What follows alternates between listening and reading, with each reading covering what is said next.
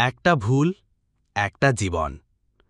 একটি জীবন বদলে দেওয়া ছোট্ট একটি ভুলের গল্প।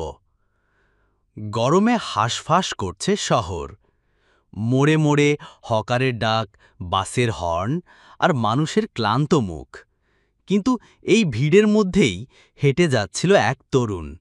নাম তার সাদমান। সদ্য বিশ্ববিদ্যালয় শেষ করেছে। স্বপ্ন দেখে বড় কিছু হওয়ার। চাকরির ইন্টারভিউ দিয়েছিল এক প্রাইভেট কোম্পানিতে। উত্তর আসার কথা আজ। হ্যালো, সাদমান ভাই, অভিনন্দন, আপনি নির্বাচিত হয়েছেন।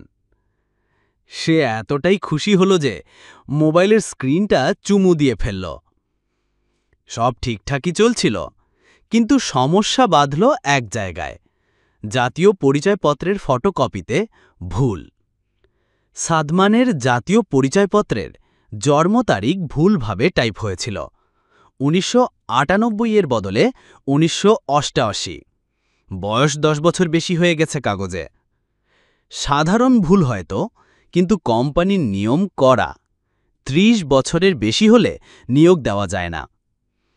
তিনি ব্যাখ্যা দিলেন, পাসপোর্ট, সার্টিফিকেট সবই সঠিক, কিন্তু কোম্পানি বলল, আমরা শুধু এনআইডির তথ্য অনুসারে সিদ্ধান্ত নেই। দুঃখিত। সাদমান বারবার আবেদন করল, সংশোধনের কাগজ দেখাল, আপিল করল, কিন্তু নিয়োগ বাতিল হল। যে চাকরির স্বপ্নে জীবন সাজিয়েছিল সেটাই হারিয়ে গেল একটা টাইপ মিস্টেকের কারণে। আজ সাদমান একটা দোকানে কাজ করে, ফাস্টফুড চেইনের একটা ছোট্ট শাখায়। প্রতিদিন একই কথা মনে পড়ে, আমি তো যোগ্য ছিলাম, শুধু একটা ভুল ছিল। এখন সে পেছনে তাকিয়ে শুধুই আফসোস করে না, বরং নতুন প্রজন্মকে বলে, তোমার কাগজপত্র নিজে দেখো, যাচাই করো। একটা ছোট্ট ভুল একটা জীবন নষ্ট করতে পারে। ভবিষ্যতের দরজা খুলে যায় আমাদের প্রতিটি পদক্ষেপে, কিন্তু কখনো কখনো একটা ছোট্ট ভুলই সেই দরজাটা চিরতরে বন্ধ করে দেয়।